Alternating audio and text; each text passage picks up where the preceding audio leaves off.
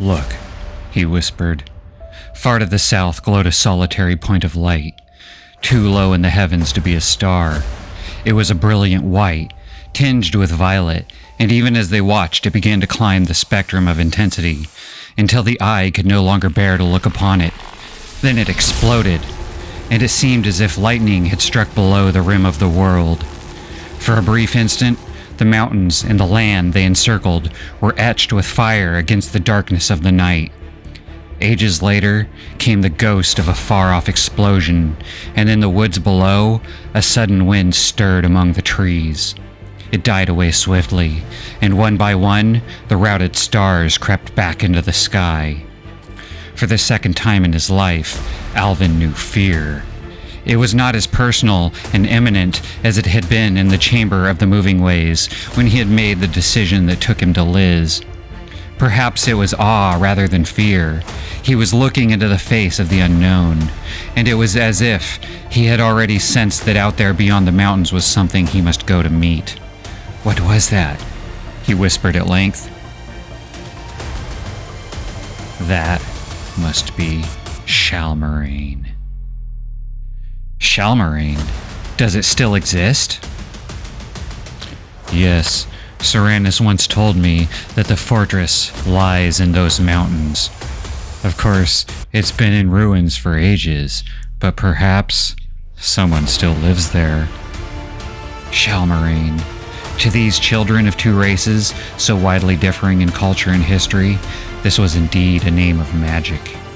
In all the long story of Earth, there had been no greater epic than the defense of Shalmarine against the invader who had conquered all the universe. Though the true facts were utterly lost in the mists which had gathered so thickly around the Dawn Ages, the legends had never been forgotten and would last as long as man endured.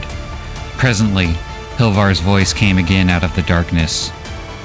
"The people of the south could tell us more. I have some friends there. I will call them in the morning." Alvin scarcely heard him. He was deep in his own thoughts, trying to remember all that he had ever heard of Shalmarine. It was little enough. After this immense lapse of time, no one could tell the truth from the legend. All that was certain was that the Battle of Shalmarine marked the end of man's conquests and the beginning of his long decline. Among those mountains, thought Alvin, might lie the answers to all the problems that had tormented him for so many years. Welcome to Sci-Fi Secrets. Yep, that's right. I'm doing a second Clarke book in a row. But don't worry, I plan on doing an Asimov book next. And since according to my poll, you want more standalone novels, don't worry, it will not be a robot or Foundation novel. This video, like always, will be full of spoilers. But you've had 69 years to read it at this point, so I think it's safe to talk about now. So just FYI, I do want to tell you the stories of these books, but keep in mind that many of the books I do videos on are 400 plus pages long. There's still plenty of details to keep you interested if you want to read any of these books after watching my videos. Trust me, I always feel like I'm leaving out a lot of important stuff. So don't think that just because you've watched one of my videos, that you know everything there is to know about the book. If anything, I think of these videos as more like an extended trailer. I want you to read these books. I'm trying to entice you to read these books, not ruin them for you. So anyway, let's get into this book. The City in the Stars is one of Clarke's earlier works, and it shows in many ways. You can tell that as he continued to write, he also continued to learn more and more about the sciences. Because of this, if you are a fan of his later works, you will notice he left a few ends untied. Not because he forgot about them, but because at the time of writing this, those concerns probably never entered his head in the first place. Despite these facts, or more likely because of them, The City in the Stars is probably one of his most epic stories, not constrained by the laws of physics nearly as much as his other works. Unfortunately, this also makes it one of his softest sci-fi stories, even bordering on fantasy at points in my opinion. AKA, this is typical soft sci-fi. The only reason I mention this is because usually Clarke is known to be on the harder end of sci-fi, usually only incorporating one or two aspects that go beyond current human scientific understanding.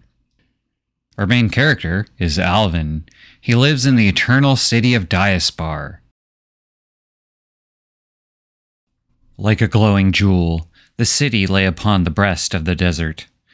Once it had known change and alteration, but now time passed it by.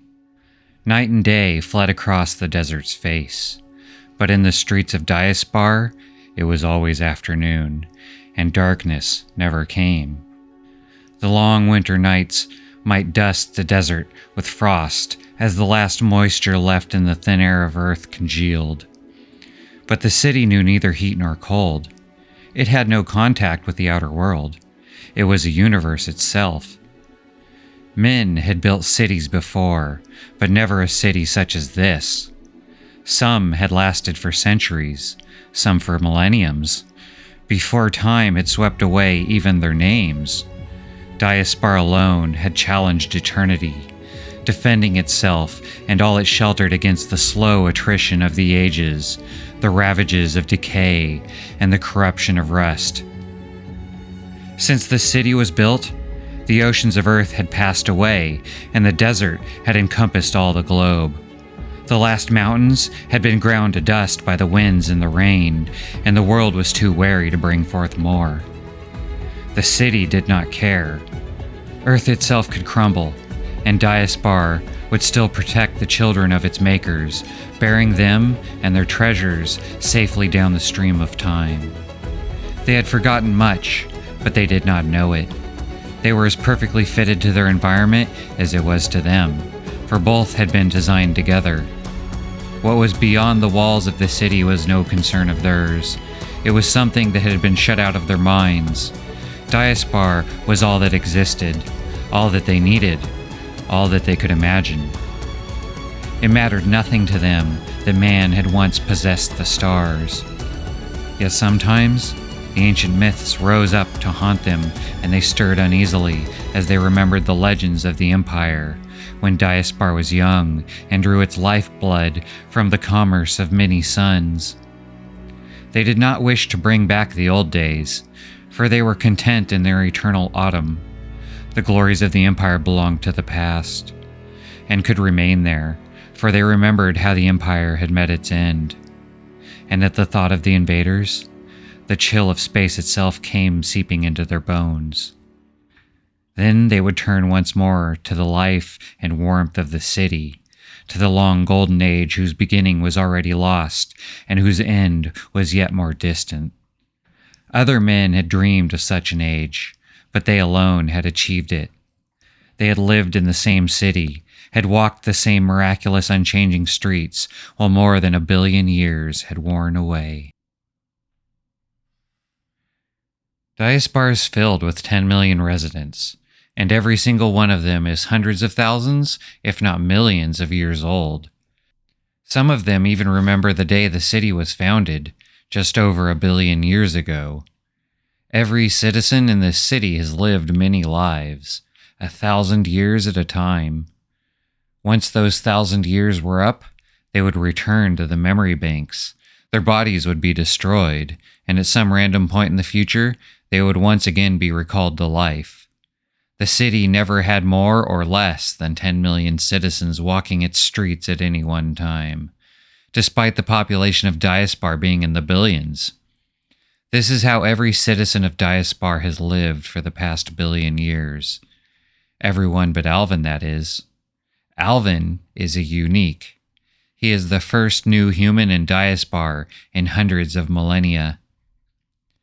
And there is one other thing that makes Alvin different. He is not terrified of leaving the city's protective dome. In fact, he is obsessed with it. But there seems to be no way out of the city, until he meets Cahedron, the Jester. Every person in Diaspar has a natural, built-in aversion to things like crime, disorder, or even just being uncourteous. But a life of perfect order is a life destined to stagnate and die. So the creators of the city had a plan. The Jester, a chaotic person in the society whose entire existence is specifically to cause chaos in an otherwise orderly city. Because of this, the central computer gave him greater access and controls to the city. He could do what no one else in the city could. So Alvin sought him out. If anyone knew how to get out of the city, it would be the Jester. Unfortunately, the Jester did not. Just like everyone else in the city, the Jester had an irrational fear of leaving the safety of the city into the unknown of the outside. No one had left the city in 1 billion years as far as they knew.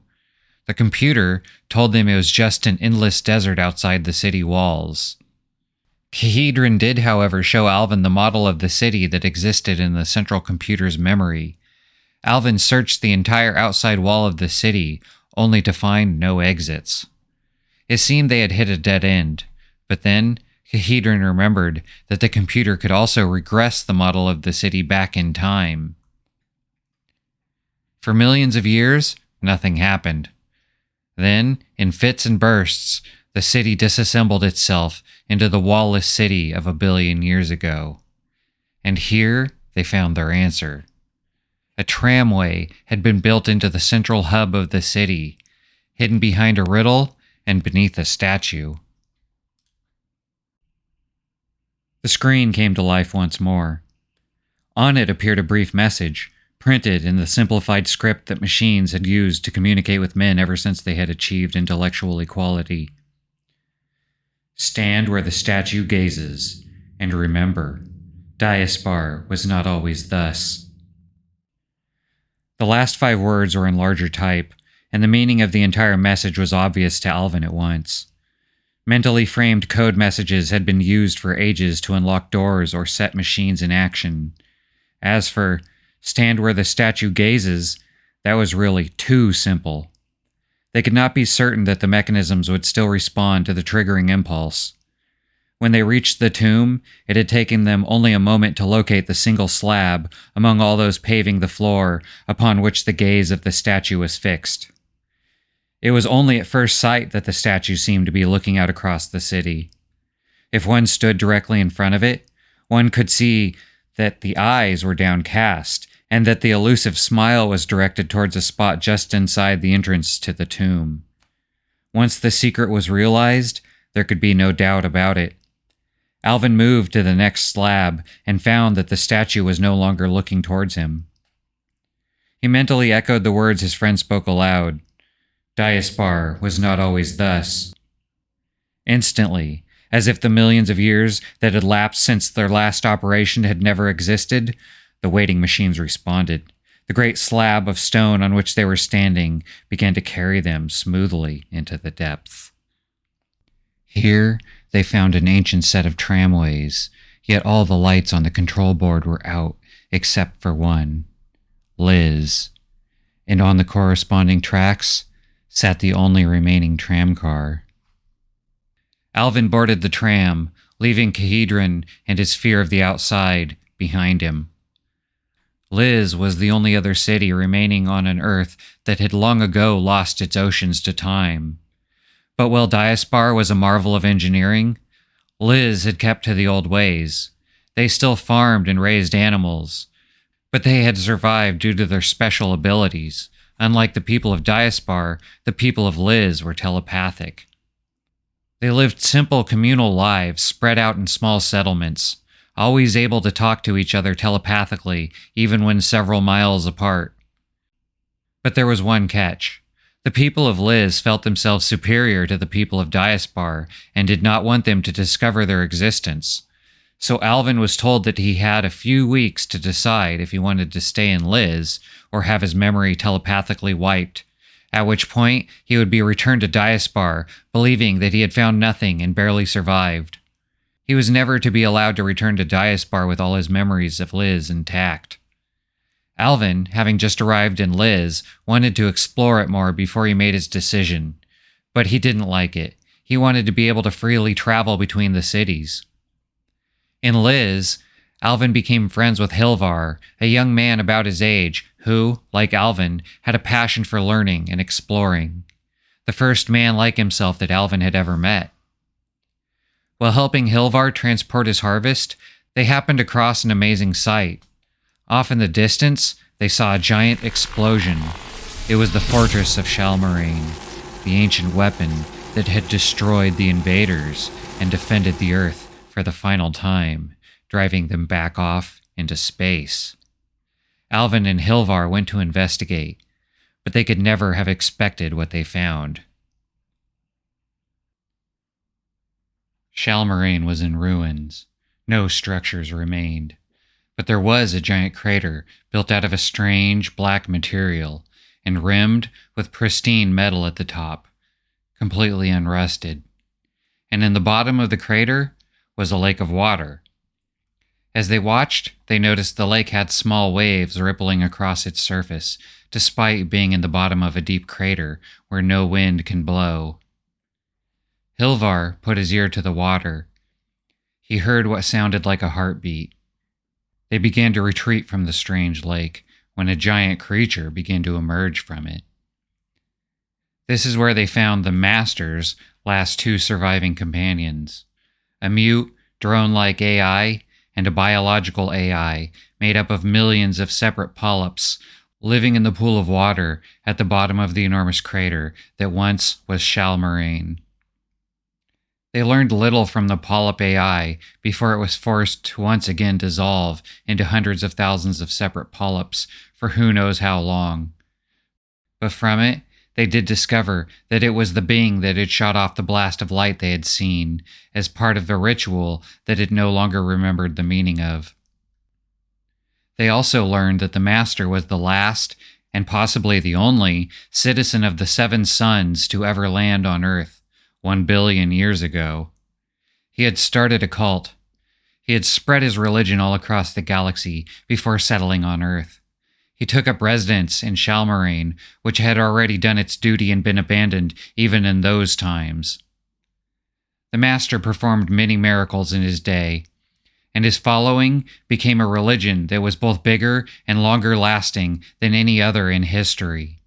At its peak, hundreds of billions belonged to the religion, and it lasted well over 1 million years. Over 1 billion if you considered the 2 robots to still be keeping it alive. Much of what this religion believed was lost, but one core belief was not. The Great Ones they worshipped would return one day. Alvin was able to convince the mute flying drone AI to come with him. He hoped to one day figure out how to unmute the robot and have access to its immense knowledge of the past.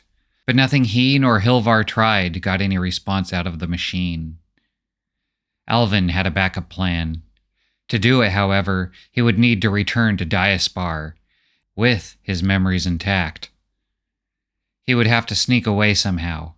Not an easy task when you are surrounded by telepaths who could not only read your thoughts, but according to Hilvar, they could take over your body and make you do their bidding if they so desired. The only thing Alvin had working in his favor was that they promised not to read his mind without his permission. To have any hope of getting away, he would have to use their honesty and politeness against them, and probably the AI drone also. This, however, became a moot point when he returned to Hilvar's village and was confronted by Hilvar's mother, a member of the council. She informed him that the council had decided that he was too much of a danger to their way of life. They would erase his memory and return him to Diaspar with false memories. But Alvin had thought ahead.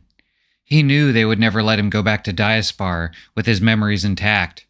But now that he had his silent AI companion, he knew that was exactly what he had to do. So as the council took control of Alvin's mind, and by extension his body, his silent companion swooped in with its powerful mechanical arms, restrained Alvin, picked him up, and flew him off back to the tram from Diaspar, out of range of their telepathic influence. Alvin was relieved that the machine had followed his orders. It had never given any indication to Alvin one way or another. The machine refused to respond to any questions, but thankfully, it apparently followed orders. But back in Diaspar, Alvin got more of the same treatment from his own people. The people of Diaspar were used to their lives of safety. Leaving the city could be dangerous. To them. Whatever Alvin had done while outside needed to be reported to the High Council, who would then decide if Alvin was a danger to their society. Alvin reported everything that happened to the council, who was both shocked and appalled. Not only were there other people still on Earth, They thought they were better than the people of Diaspar. How dare they? Clearly, the people of Diaspar were the superiors. Just look at their amazing technology. Who needs telepathy when you have telepathic robot servants to serve every whim with just a thought? While the council was distracted with that, Alvin used this opportunity to request a meeting with the central computer's higher reasoning centers. And since the central computer was always listening to the council's meetings, it interrupted and gave Alvin permission on its own. Alvin then brought his silent drone companion with him to the central processing area of the enormous AI that made up the city itself. A strange place he had never seen before, a place few residents of Diaspar had ever seen. It was like a deserted underground city, but instead of buildings, there were giant processors and memory banks towering over the ground. They were components beyond the ability of most men to understand. Here, Alvin made his request to the central computer. It was just as he had last seen it. The great ebon bowl drinking the sunlight and reflecting none back to the eye. He stood among the ruins of the fortress, looking out across the lake, whose motionless waters showed that the giant polyp was now a dispersed cloud of animalcules and no longer an organized sentient being. The robot was still beside him, but of Hilvar there was no sign.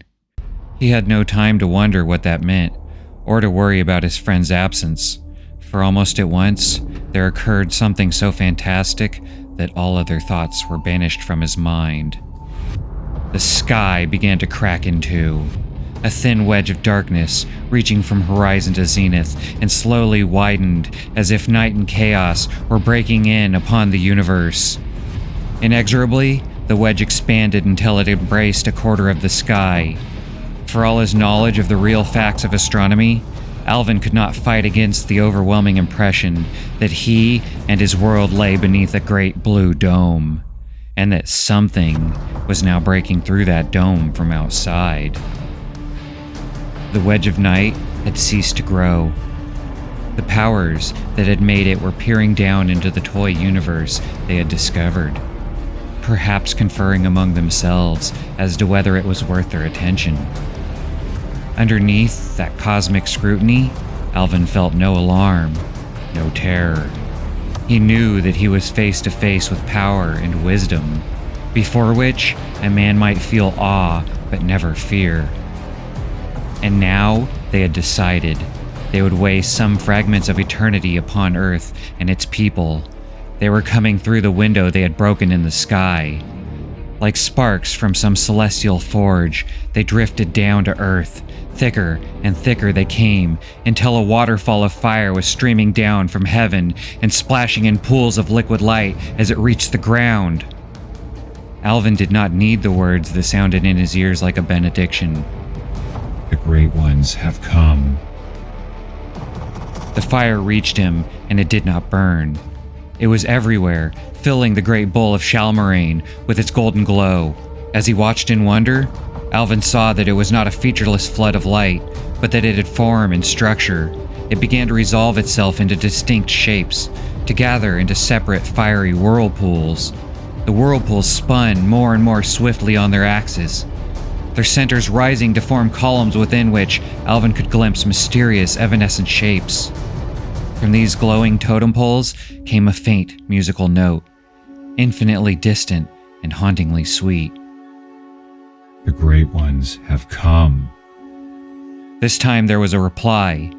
As Alvin heard the words, "The servants of the Master greet you. We have been waiting for your coming." He knew that the barriers were down, and in that moment, Shalmarine and its strange visitors were gone, and he was standing once more before the central computer in the depths of Diaspar. It had all been an illusion. Now that Alvin had access to the robot's knowledge, his first mission was obvious. The polyp at Shalmarine had told Alvin and Hilvar that the Master had come on one of the last and fastest ships that mankind had ever created. It must still be on Earth. But after 1 billion years, would it be any more than a pile of dust? Alvin hoped so. He hoped that the eternity circuits that prevented Diaspar from ever changing would also be in a ship that advanced. And luckily, he was correct. The robot had located the ship, and not only was it still intact, it could still fly. So Alvin raised it out from under the sands that had long ago buried it, and with the robot as his navigator and pilot, he returned once again to Liz to pick up Hilvar. Together, they departed on the Master's spaceship to the Seven Suns, the Master's homeworlds. The ship somehow traveled much faster than the speed of light, and in only a day or so, they arrived at the Seven Suns, which were exactly that, 6 stars orbiting a larger star, and orbiting each of those stars was several planets, from Earth-sized to small moons, and orbiting some of the larger planets were even smaller moons. The system was unbelievably complex. Alvin ordered the robot to land the ship at the same place from which the Master had departed. The ship took them to a medium-sized planet orbiting one of the smaller stars. As they landed, it seemed the entire planet was covered with the same building over and over again.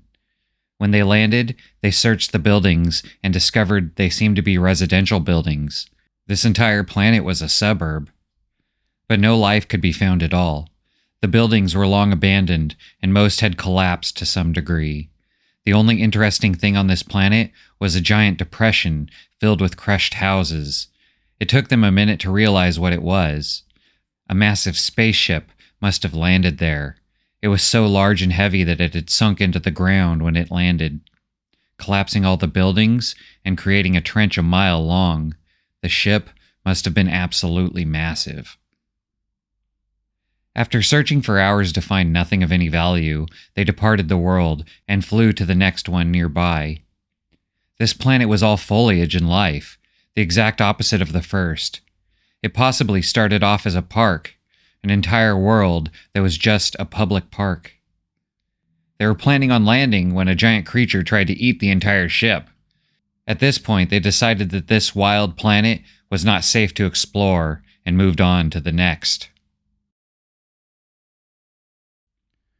Below them was a bleak landscape of blacks and grays, showing no sign of vegetation or any other direct evidence of life. But there was indirect evidence. The low hills and shallow valleys were dotted with perfectly formed hemispheres, some of them arranged in complex, symmetrical patterns. They had learned caution on the last planet, and after carefully considering all the possibilities, remained poised high in the atmosphere while they sent the robot down to investigate. Through its eyes, they saw one of the hemispheres approaching until the robot was floating only a few feet away from the completely smooth, featureless surface. There was no sign of any entrance, nor any hint of the purpose which the structure served. It was quite large, over 100 feet high. Some of the other hemispheres were larger still.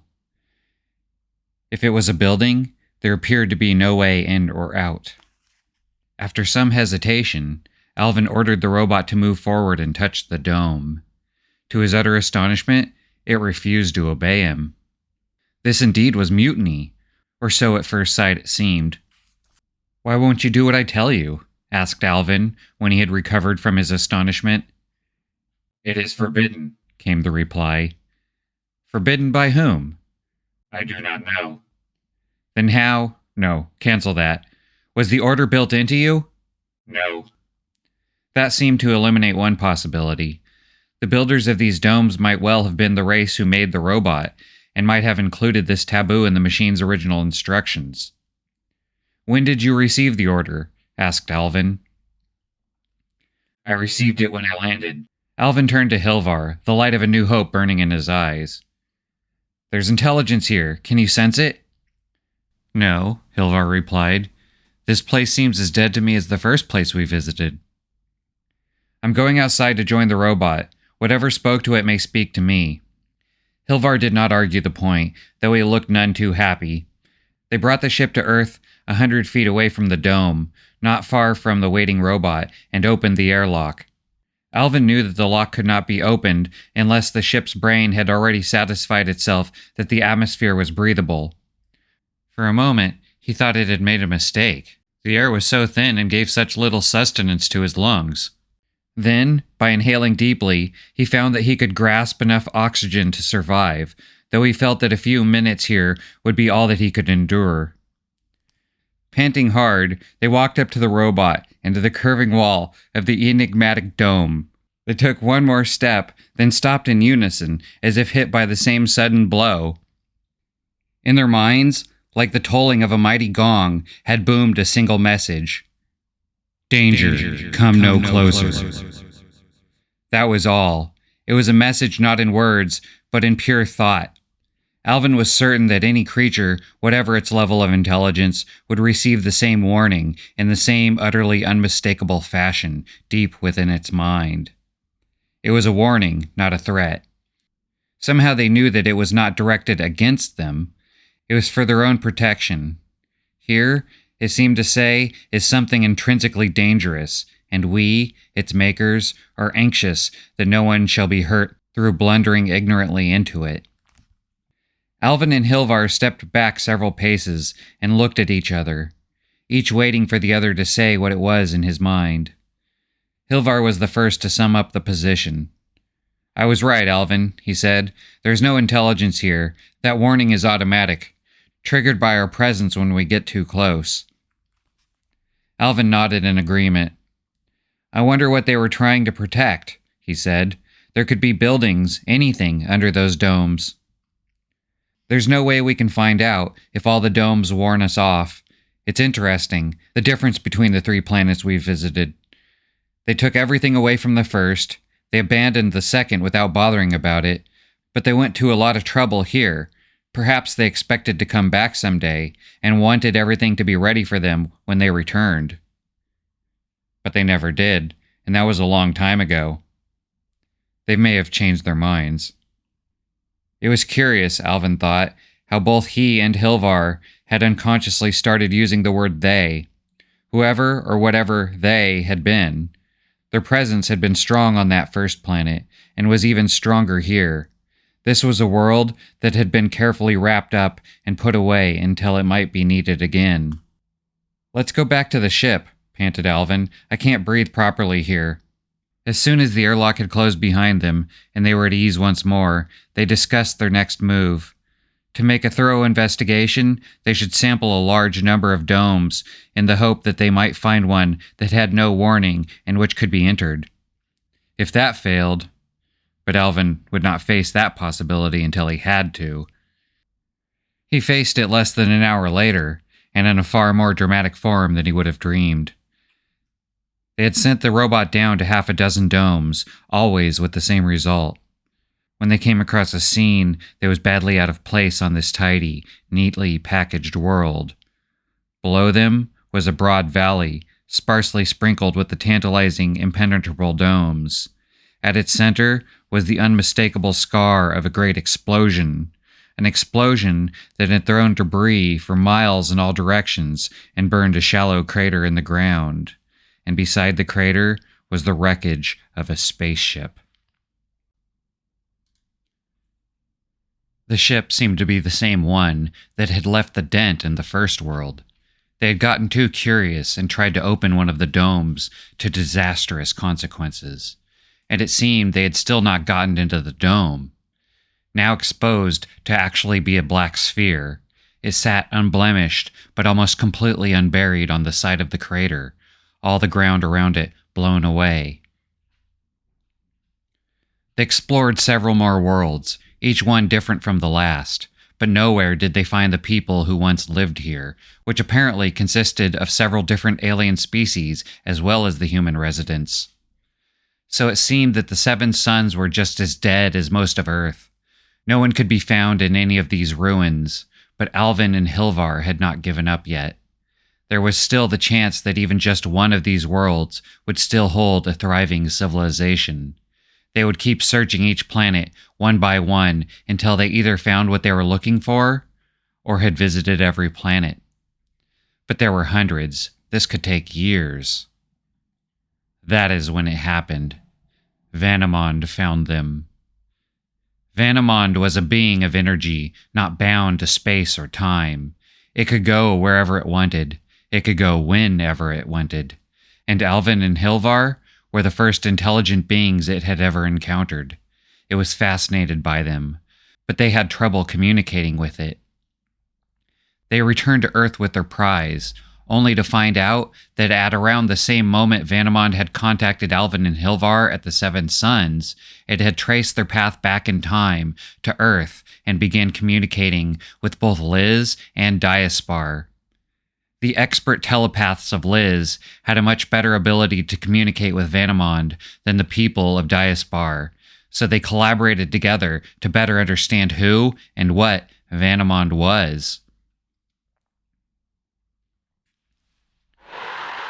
The amphitheater had been designed to hold the entire waking population of Diaspar, and scarcely one of its 10 million places was empty. As he looked down the great curving sweep from his vantage point high up the slope, Alvin was irresistibly reminded of Shalmarain. The two craters were of the same shape and almost the same size. If one packed the crater of Shalmarain with humanity, it would look very much like this. There was, however, one fundamental difference between the two. The Great Bull of Shalmarain existed. This amphitheater did not. Nor had it ever done so. It was merely a phantasm, a pattern of electronic charges slumbering in the memory of the central computer until the need came to call it forth.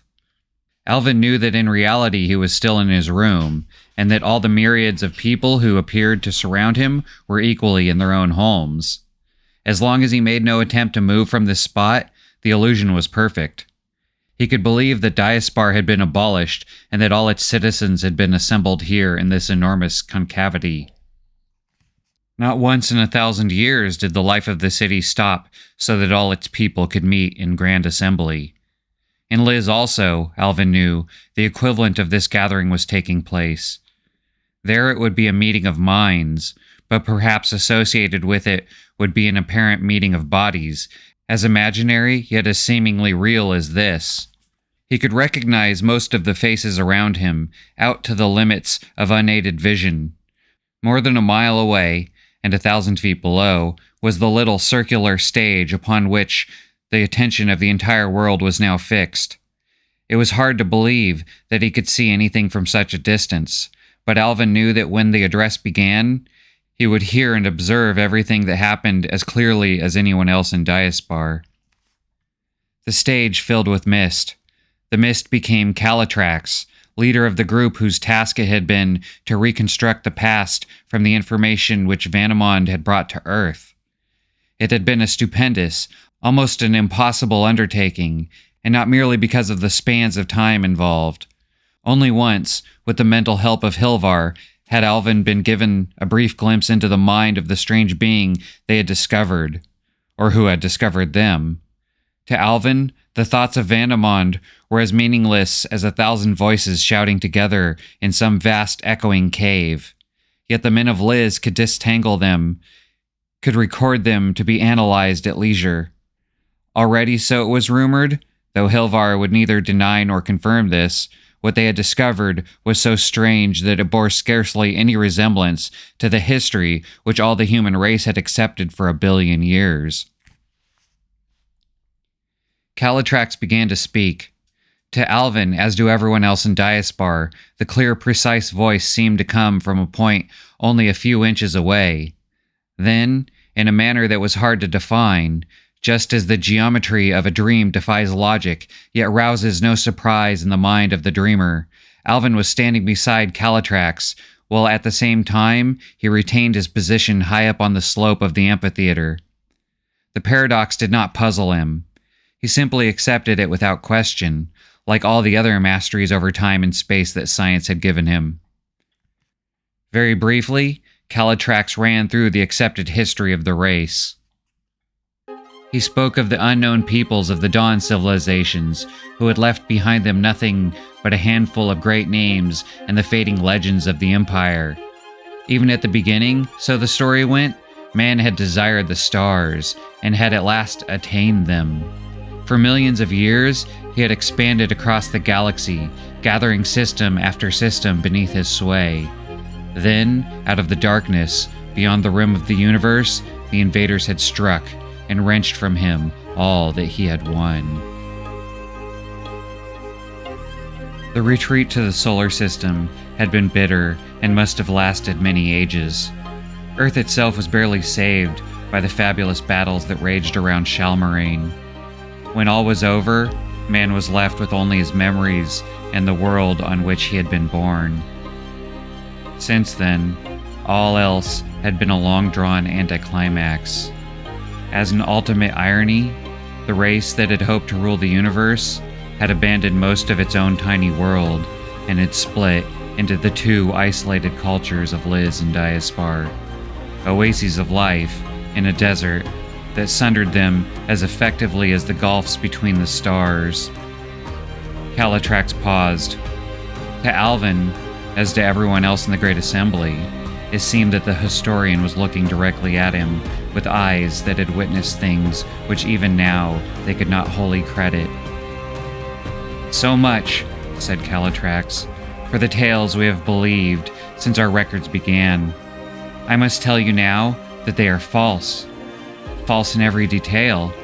So false that even now we have not fully reconciled them with the truth."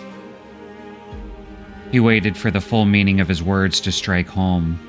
Then, speaking slowly and carefully, he gave to both Liz and Diaspar the knowledge that had been won from the mind of Vanamond.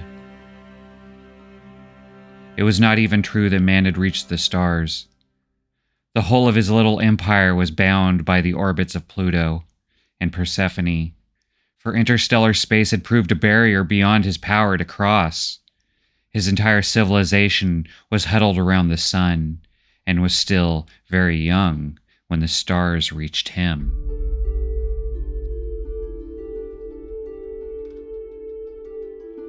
The impact must have been shattering. Despite his failures, man had never doubted that one day he would conquer the depths of space. He believed, too, that if the universe held his equals, it did not hold his superiors. Now, he knew that both beliefs were wrong, and that out among the stars were minds far greater than his own. For many centuries, first in the ships of other races, and later in machines built with borrowed knowledge, man had explored the galaxy. Everywhere, he found cultures he could understand but could not match.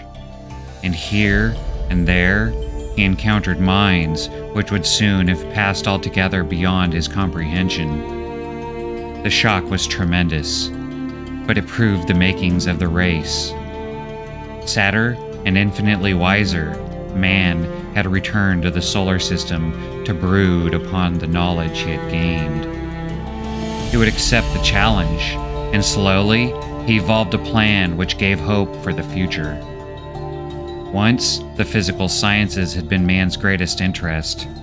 Now, he turned even more fiercely to genetics and the study of the mind. Whatever the cost, he would drive himself to the limits of this evolution. The great experiment had consumed the entire energies of the race for millions of years. All that striving, all that sacrifice and toil became only a handful of words in Calatrax's narrative. It had brought man his greatest victories. He had banished disease. He could live forever if he wished. And in mastering telepathy, he had bent the most subtle of all powers to his will.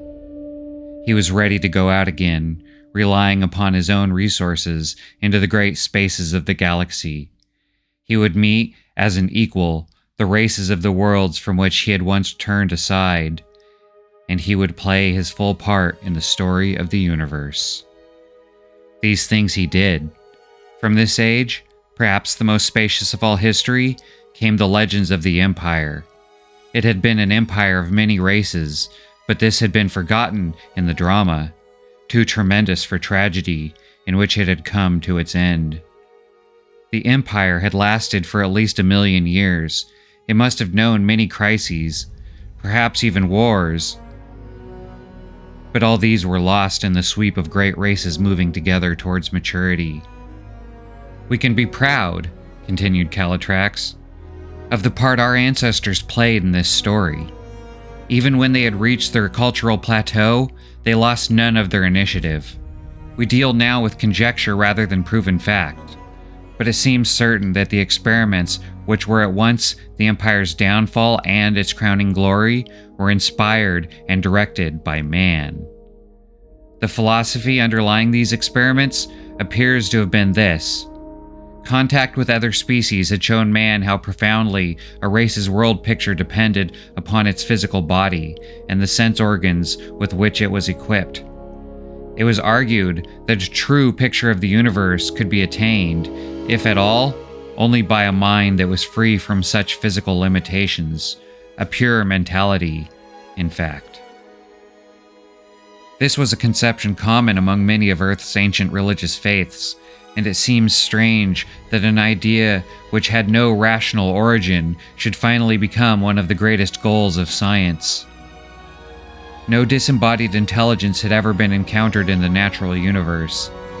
The Empire set out to create one. We have forgotten, with so much else, the skills and knowledge that made this possible. The scientists of the Empire had mastered all the forces of nature, all the secrets of time and space. As our minds are the byproduct of an immensely intricate arrangement of brain cells linked together by the network of the nervous system, so they strove to create a brain whose components were not material, but patterns embossed upon space itself. Such a brain, if one can call it that, would use electrical or yet higher forces for its operation, and would be completely free from the tyranny of matter. It could function with far greater speed than any organic intelligence. It could endure as long as there was an erg of free energy left in the universe, and no limit could be seen for its powers. Once created, it would develop potentialities which even its makers could not foresee. Largely, as a result of the experience gained in his own regeneration, man suggested that the creation of such beings should be attempted. It was the greatest challenge ever thrown out to intelligence in the universe, and after centuries of debate, it was accepted. All the races of the galaxy joined together in its fulfillment. More than 1,000,000 years were to separate the dreams from the reality. Civilizations were to rise and fall. Again and yet again, the age-long toil of worlds was to be lost, but the goal was never forgotten. One day, we may know the full story of this, the greatest sustained effort in all history. Today, we only know that its ending was a disaster that almost wrecked the galaxy. Into this period, Vanamond's mind refuses to go. There was a narrow region of time which is blocked to him, but only, we believe, by his own fears. At its beginning, we can see the Empire at the summit of all its glory, taut with the expectation of coming success. At the end, only a few thousand years later, the Empire is shattered, and the stars themselves are dimmed as though drained of their power. Over the galaxy hangs a pall of fear, a fear with which is linked the name, the Mad Mind. What must have happened in that short period is not hard to guess. The pure mentality had been created, but it was either insane or, as seems more likely from other sources, was implacably hostile to matter. For centuries it ravaged the universe until brought under control by forces at which we cannot guess.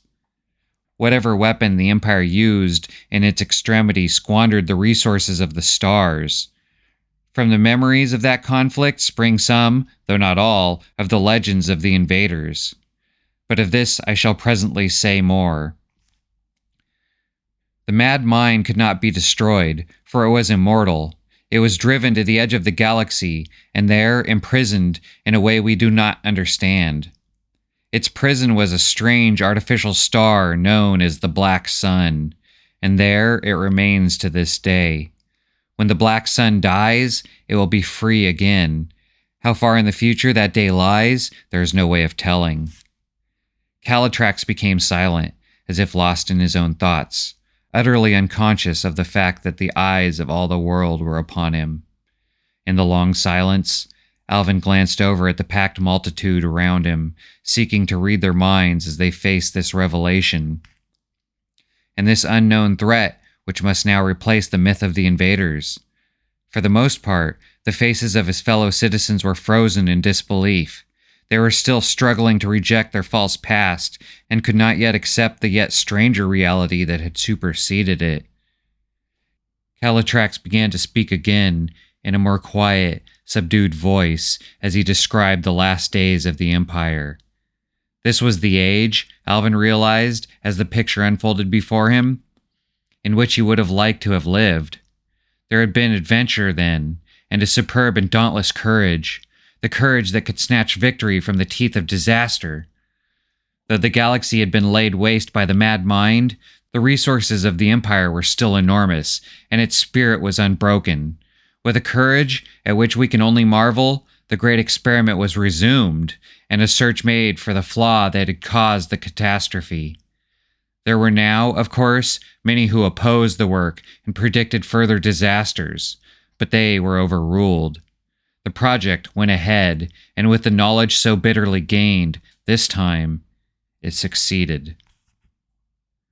The new race that was born had a potential intellect that could not even be measured, but it was completely infantile. We do not know if this was expected by its creators, but it seems likely that they knew it to be inevitable. Millions of years would be needed before it reached maturity, and nothing could be done to hasten the process. Vanamond was the first of those minds.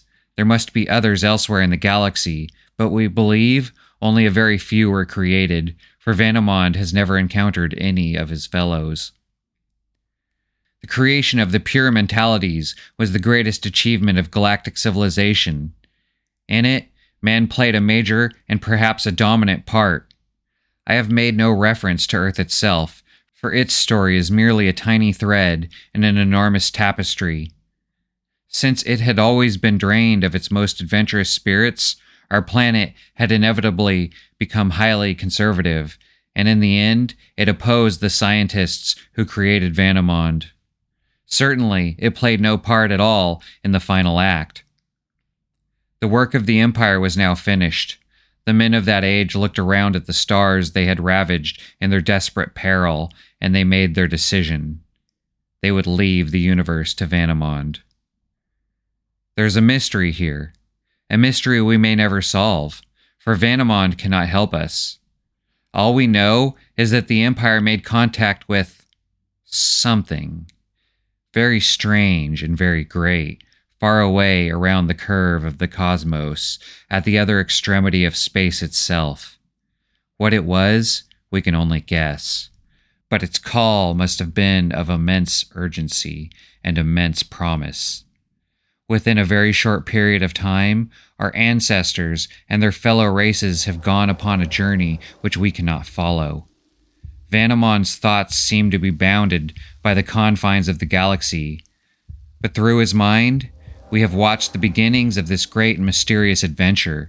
Here is the image that we have reconstructed. Now, you are going to look more than 1 billion years into the past. A pale wraith of its former glory, the slowly turning wheel of the galaxy hung in nothingness. Throughout its length were great empty rents which the mad mind had torn, wounds that in ages to come the drifting stars would fill, but they would never replace the splendor that had gone. Man was about to leave his universe, as long ago as he had left his world, and not only man, but the 1,000 other races that had worked with him to make the Empire. They were gathered together here at the edge of the galaxy, with its whole thickness between them and the goal they would not reach for ages. They had assembled a fleet before which imagination quailed. Its flagships were suns, its smallest vessels planets, an entire globular cluster with all its solar systems and all their teeming worlds was about to be launched across infinity.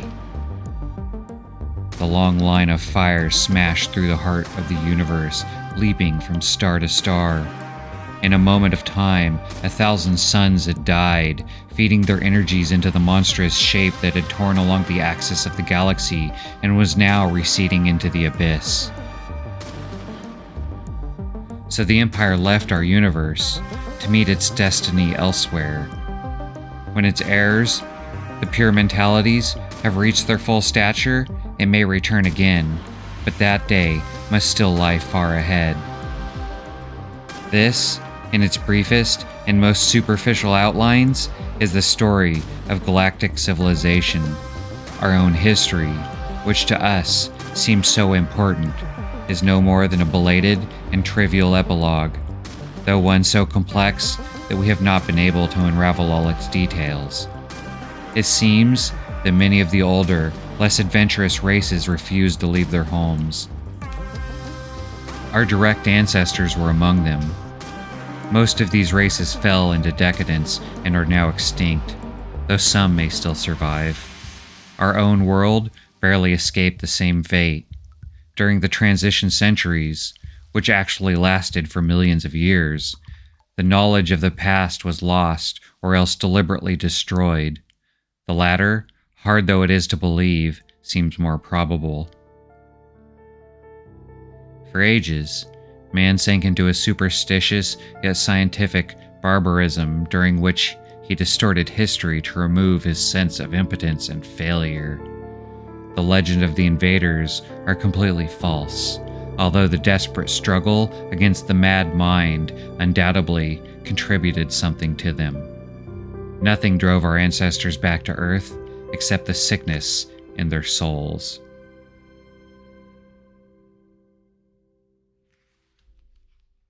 Hey, thanks for staying this long if you're still here.